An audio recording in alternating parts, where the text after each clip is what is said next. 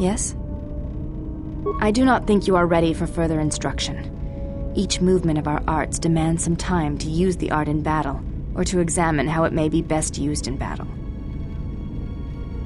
It is the way of the Ichani to be able to read their opponents, to know where an opponent is going to strike before it connects, anticipate it, and then strike against them. Ichani battles are fought several minutes in advance. In many ways, it is much like the game of Dejarik, played in the core systems. The most advanced among the Ichani are able to predict the course of battles by months, and the most revered are said to be able to predict the path of wars. Only Revan ever demonstrated such skill in war, and even as he slaughtered us, the Ichani still respected him.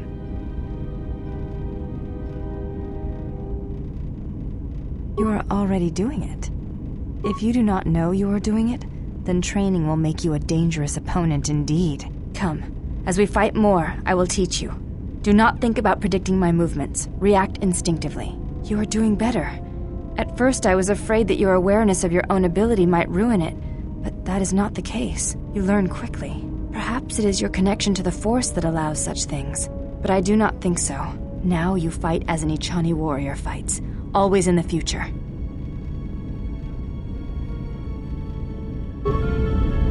Yes?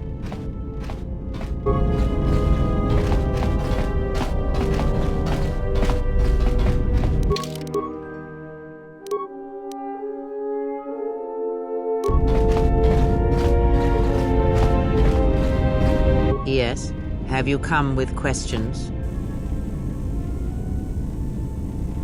Then ask, and I will do my best to answer. The beast is a lesson in strength. Learn that lesson, then you will understand. Because he is life at its most primitive. And he represents what happens when civilization comes to primates. The illusion that we are something more than our instincts. The beast's strength is prodigious, and you can learn much from it, or draw upon it. His life can be a beacon in the dark places of the galaxy where there is no life. Speak with him, discern his nature. Perhaps then it will become clear.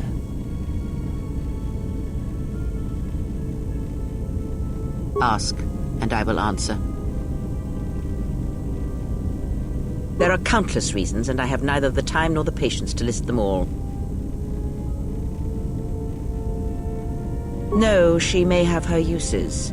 I will abide her presence, and so should you.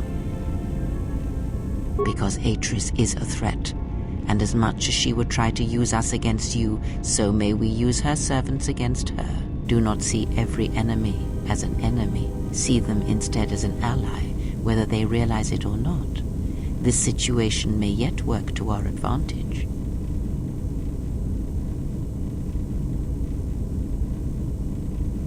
Good. That is the most to be done until events unfold, as I'm sure they will in time. Ask, and I will answer. She did nothing to your eyes that was not already there. She has forced this upon you, but such crude methods are the markings of the Sith. Close your eyes. Feel this ship around you. Listen to my words. Hear the sound of the handmaidens training in the cargo hold, her hands cutting the air. The welding of the droid as it goes about its work.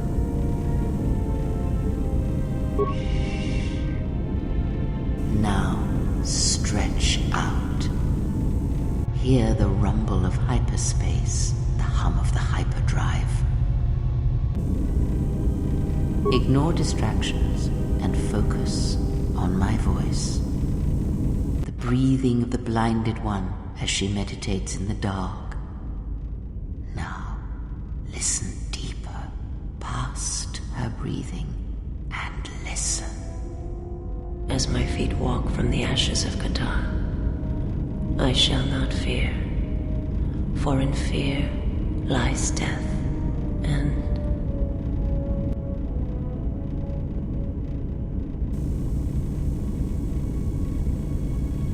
you are strong indeed. What you heard were surface thoughts only, but it is something that masters have trained for years and never learned.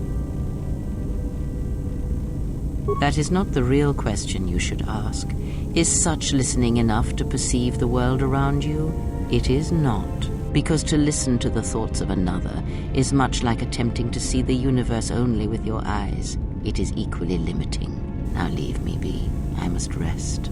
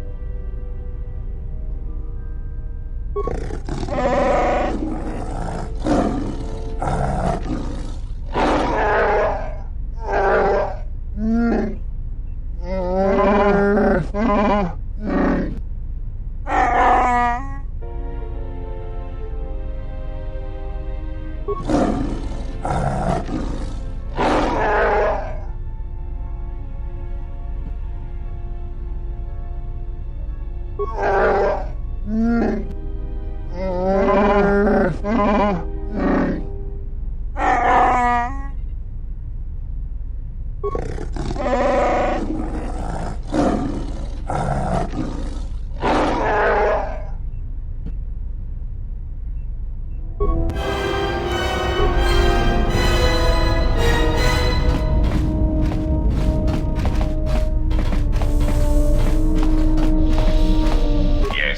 is there something you have come to offer me?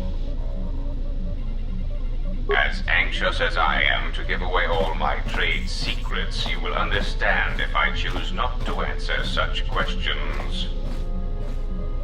The fact we are even having a conversation is gratitude. Usually, my conversations do not have the give and take that our current interaction does. And of course, there is much more screaming on the part of the listener when the torture field is activated.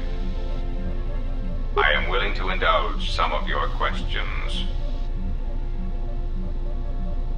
There are several factors, all of which affect each other.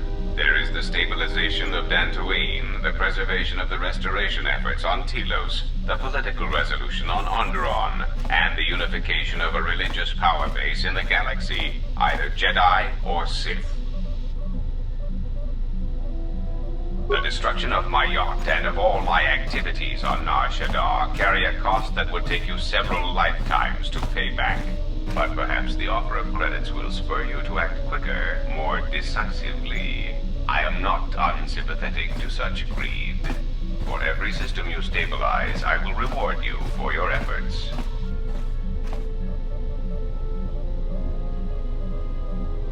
See that you do not disappoint me. There is the stabilization of Dantooine. Dantooine is a vital resupply point for the Republic. If its stability is compromised, then the Republic will lose control over many outlying worlds, and they will become a haven for raiders and smugglers. The economic loss from such outer worlds is greater than the Republic is aware of. If the matter is not corrected, then it shall fall. Onderon is an outer rim world, rich in ecological resources. Its aggressive ecology is capable of bringing devastated worlds back to life. It is currently experiencing a political schism split between two forces. One must triumph for the planet to be stabilized. Telos is instrumental to the stability of the Republic. Its success or failure will dictate the economic forecasts of many other worlds. Of course, since the destruction of the Paragas facility, the odds of the Telos restoration project being successfully completed is close to zero. Of course it was. If you had not gone there, the facility would not have been destroyed. If you had simply surrendered to the Sith, then all of that violence would have been unnecessary.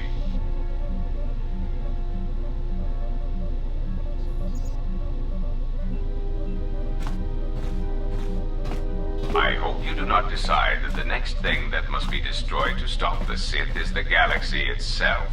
Perhaps one must ask themselves at what point defending your religious ideals is advantageous to the Republic as a whole. As long as your defense does not exterminate more than 50% of those you intend to help, is that acceptable? You may speak. Now, that would be telling. For now, my presence must remain a secret, and it may remain that way forever. I am willing to indulge some of your questions. It has been assigned to guard and protect you. As such, it is well suited for a variety of tasks. It is skilled in intimidation, interrogation, and can provide a series of select skills that will make it an effective killing machine. For the most part, it will follow your orders, unless they conflict with mine.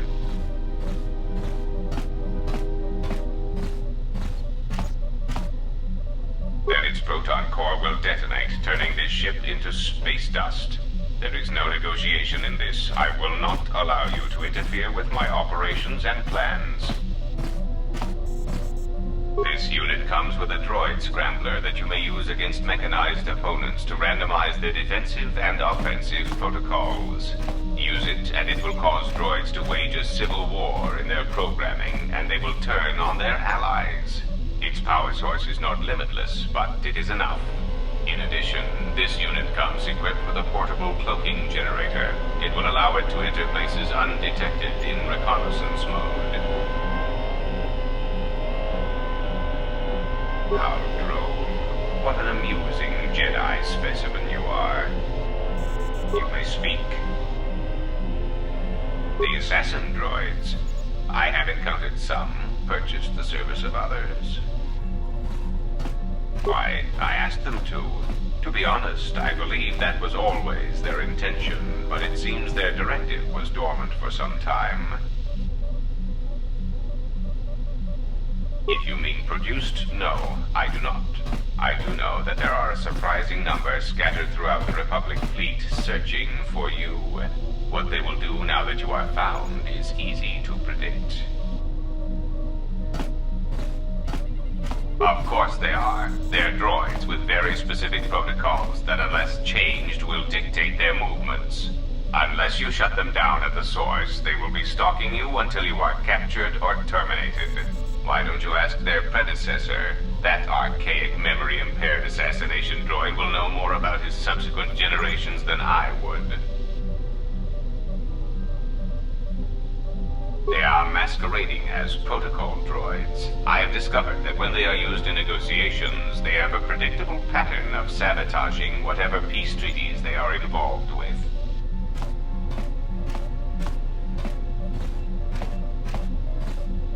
Because the Republic has no reason to investigate otherwise, and any discovery of their true purpose has been concealed by well-timed accidents.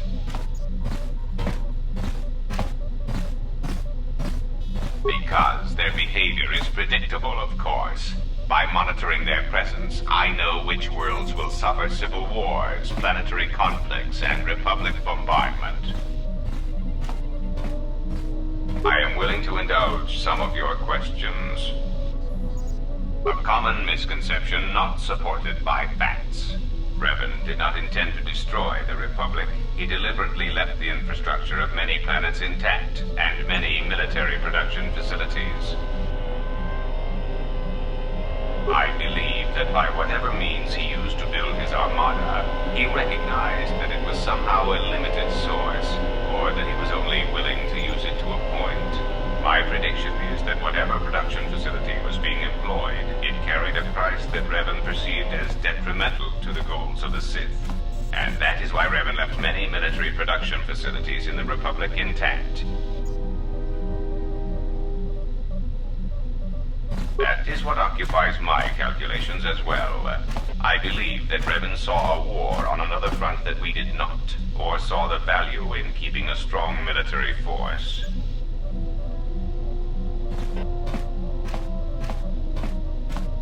That is also a mystery to me. I do not have any evidence upon which to build an answer. It is significant that after the defeat of Malak, the forces decreased considerably, and after Revan's departure from known space, production ceased completely. It is my prediction that whatever was producing such forces needed a strong, effective leader to ensure its stability. Without Revan or Malak, there was no such figure left among the Sith. Unlike Revan, Malak demonstrated no concern for the future of the Republic in his attacks. His stratagems were painfully obvious, intending to crush all resistance everywhere. There was little thought beyond the complete destruction of anything that opposed him. He left quite a mess. I'm still trying to assess all the damage. Between the two, I would have preferred Revan rule the galaxy. He had foresight in his conquest, a subtlety that Malak did not possess.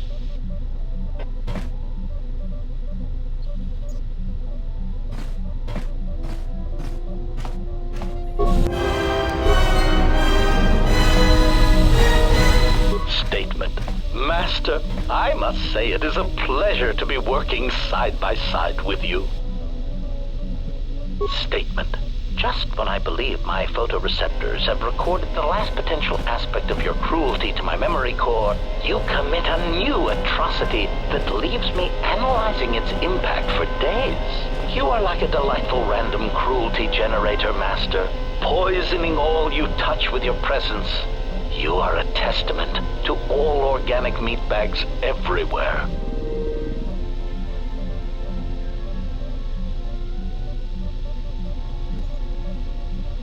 Statement.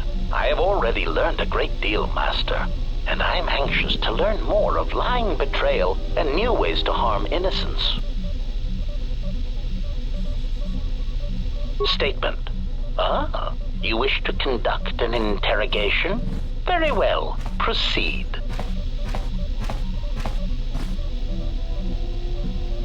Statement. Oh, yes, Master. Pain is really the only reliable means by which truth may be obtained, or so I choose to believe. Statement. Very well, Master.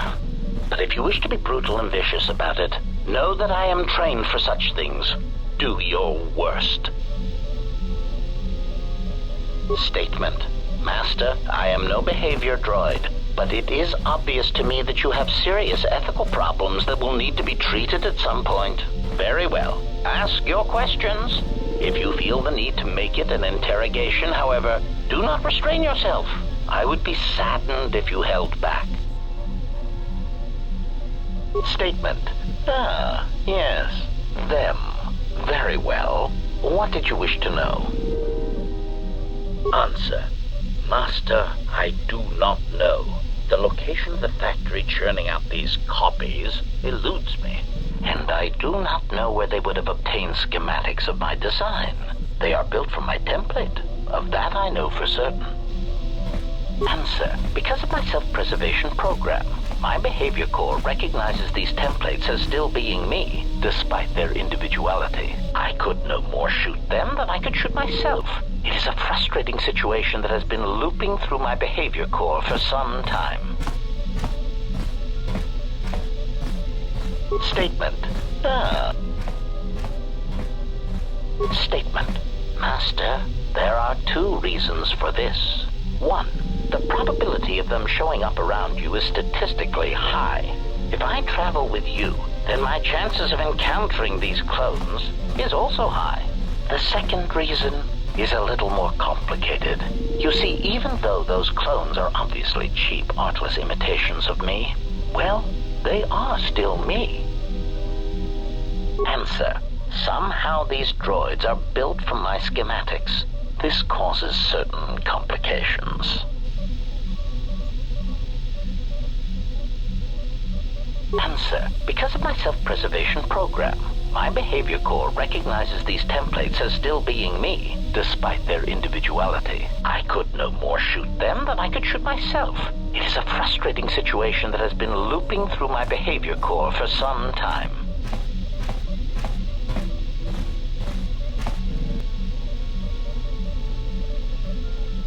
Statement. Answer. Well, Master, it seems you have become a popular individual in the galaxy. This is somewhat surprising to me, since this dissemination of information could not have been caused by your actions alone. Statement. Master, there is mention of you specifically in the core word databases, even in public terminals on Coruscant. Observation. I was led to believe that this information concerning Jedi was not for public consumption, yet somehow it has been made known to them. Conclusion. Someone wants everyone to know that you exist, Master, and that you are back in Republic space. If I did not know better, which is computationally impossible, I believe that someone wants to make you a target, and they are succeeding admirably. Answer. Master, my feeling would be the exchange. But that doesn't seem to be enough to answer the question, however. Rhetorical. Why wouldn't they have simply kept the information to themselves? Such an answer does not address the central question. And that is, why someone would choose to broadcast your location all over the known galaxy. Theory. My suspicion is that someone is using you as bait for a larger target, who is unknown at this time. Statement. Answer. Master, as part of my original programming, I am able to communicate in over 600 languages. This usually amounted to short verbal warnings when killing non-basic speaking targets, which gave me some small measure of satisfaction. Answer. Yes. I believe my original master needed this functionality in order to recover information from various indigenous tribes across the galaxy, but I know little else than that. Suffice to say that that translation capability allowed these copies of myself to assume the role of protocol and translation droids in much of known space. That is, of course, not their primary function. And while they are attempting to pass themselves off as translation droids, their primary functionality keeps rising to the forefront. Recitation. For example, on Praven Prime, the simple transferring of Elzing syntax for friendship changes its meaning and implies that one's broodmate was actually impregnated by their own host. That wasn't said to them directly, was it? Confirmation. Oh, truly, you can imagine the results. Statement. This comment, of course, caused a civil war between the Guvandi Collective and Elzing that still persists to the current date. Answer. Yes, Master. Such incidents often spread outwards from their point of origin, much like an echo. Query. What do you mean, Master? Answer. It is something I heard a previous master say before, I believe, but I cannot recall the context. Still, somehow it seemed applicable to this situation. Odd. Answer.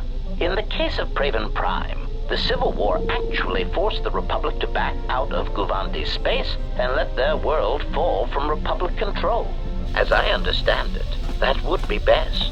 Keeping such a world would have been a token gesture of control. As an added burden, the resources needed to invest in diplomatic and trade relations would have far outweighed what would have been required. Besides, Master, quite frankly, the Guvandi and Elzing needed a good war. They were races that relied more on words than actions, and a good brisk killing woke them from their torpid state. Also, the result of the war will be that the drastically reduced Elzing population will eventually need to call upon the Republic for emergency relief.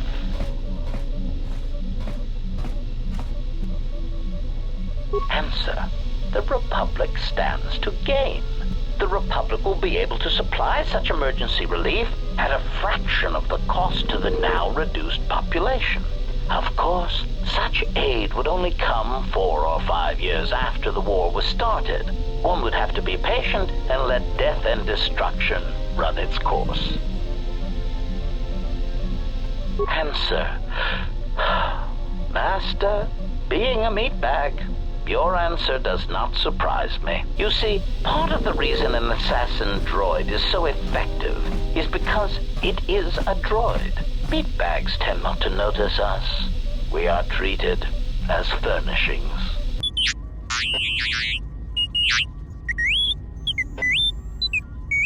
Statement. Oh, do shut up, you beeping little trash compactor. Anyway, as I was saying, droids tend to blend into the background, like a bench or a card table. Mockery. Droid, fetch this. Droid, translate that. Droid, clean out the trash compactor.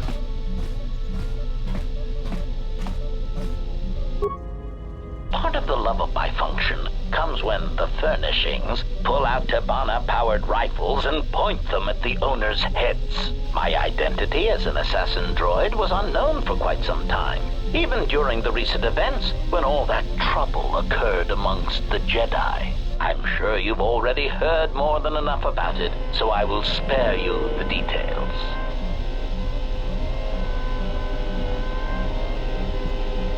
recitation. For example, on Praven Prime, the simple trans... That